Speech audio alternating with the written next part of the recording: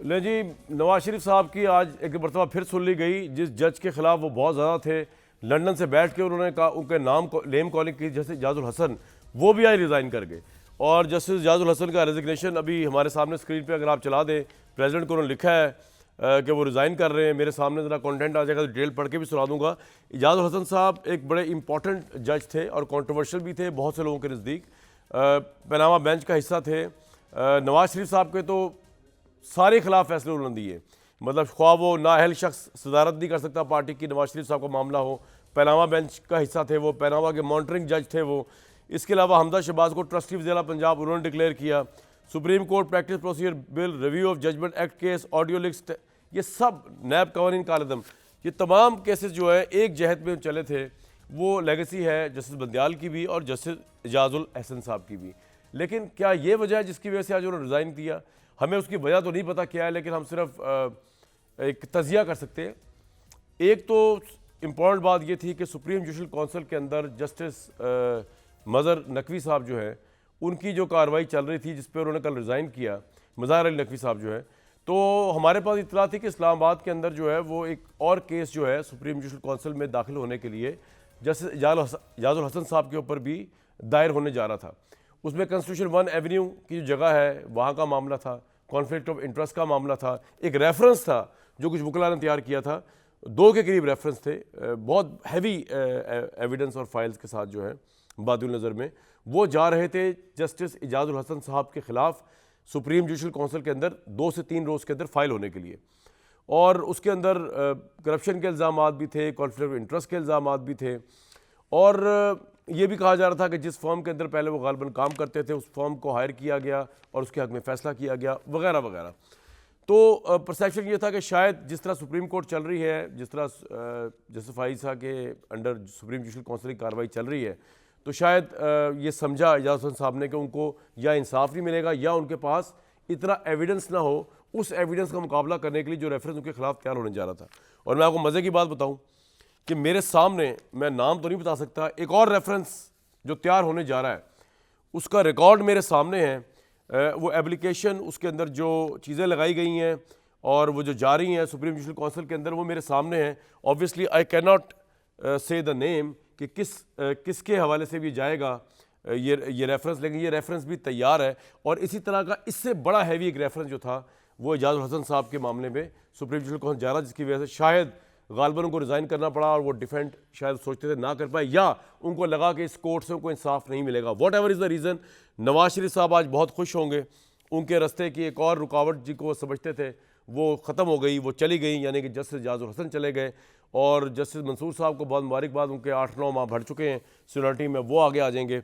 अपने पैनलिस्ट जानने की कोशिश करते हैं कि पाकिस्तान में ये सारे मामला, एक होता है इस जस्टिस दुराब पटेल ने PCO का हल्फ लेने से इनकार कर दिया, या उन्होंने एक हाई मॉरल ग्राउंड लेकर इस्तीफ़ा दे दिया। तो क्या इजाजुल हसन साहब का ये इस्तीफ़ा, बड़ी हैरानकुन बात है कि he was the next chief justice, अक्टूबर में उन्होंने चीफ जस्टिस बन जाना था।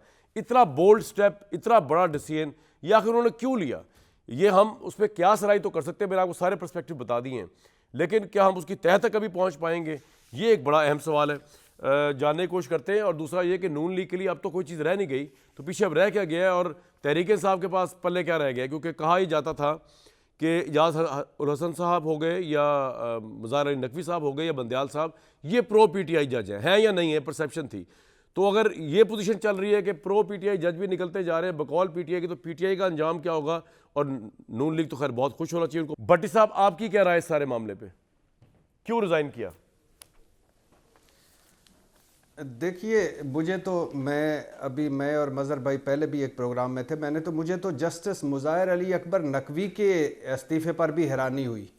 बड़े अहम फैसले उन्होंने किए, दबंग जज थे, अल्ताफ़ हुसैन वाली पाबंदी, परवेज़ मुशर्रफ की सज़ा ख़त्म, उनके खिलाफ 10 शिकायतें थीं, असास से ज़राए आमदन से ज़्यादा, ऑडियो भी आई, घर, प्लाट्स, लेकिन मुझे तवक्को नहीं थी वो इस्तीफ़ा दे देंगे। और उनके जब लोगों से, करीबी ज़राए से, फैमिली से बात होती थी, वो कहते थे सब गलत है और ये इंतकामी कार्रवाइयाँ हैं, और फिर वो अचानक इस्तीफ़ा दे गए। उससे यही एक तासुर उभरा कि शायद वो फेस नहीं कर पा रहे थे या इल्ज़ामात जस्टिस इजाजुल हसन ने इस्तीफ़ा क्यों दिया? लेकिन जस्टिस इजाजुल जस्टिस इजाजुल एहसन का साहब का तो हैरत अंगेज़ है, हैरान करने जैसे आपने कहा है कि वो अब 10 महीने बाद वो चीफ जस्टिस बनना था उन्होंने। अब इसमें बहुत सारी की जा सकती हैं, बातें की जा सकती हैं कि इन पर कोई प्रेशर था, इनके खिलाफ कोई रेफरेंस आ रहा था, कुछ ऐसा था नहीं, रेफरेंस तो आ रहा था भट्टी साहब, ये तो मैं आपको कुछ बसूख ऐसा से था। बता रहा हूँ, रेफरेंस तो आ रहा था।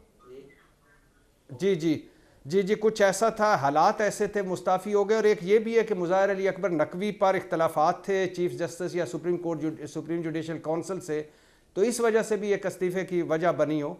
लेकिन यहाँ मैं ये ज़रूर कहना चाहूँगा कि अगर मुज़ाहिर अली अकबर नकवी साहब ने सिर्फ इस वजह से इस्तीफ़ा दिया है कि वो बैसियत जज नहीं सामना कर पा रहे थे, और इजाजुल एहसन साहब ने इस वजह से इस्तीफ़ा दिया है कि वो बैसियत जज सामना नहीं करना चाह रहे थे, तो इनकी तहकीकात होनी चाहिए, रुकनी नहीं चाहिए। ठीक, ये इस्तीफ़े से बात ख़त्म नहीं होनी चाहिए।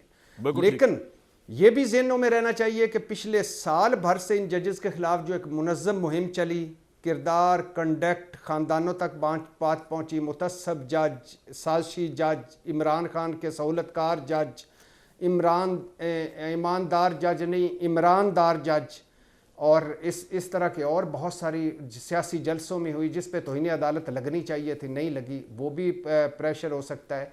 और अगर हम इसको, ये इनके फैसले हैं, उसमें ज़ाहिर है आज तो पनामा लीक्स से जुर्म हो गया है। पनामा लीक्स के मेरा ख्याल से कुछ मैं आपसे अगले राउंड में पूछूंगा कि नवाज शरीफ साहब कितने खुश होंगे आज इस फैसले से। ये आपका पॉइंट आ गया, आप भी समझने की कोशिश कर रहे हैं। जी। लेकिन भट्टी साहब सिर्फ थोड़ा सा इसमें मैं आपसे हद दर्जे वो अदब के साथ इख्तिलाफ ये करूंगा कि जिस वक्त इमरान खान के हवाले से इन पर दबाव डाला जा रहा था उस वक्त तो रिज़ाइन किया नहीं, तो आज रिज़ाइन करने की वजह समझ नहीं आ रही।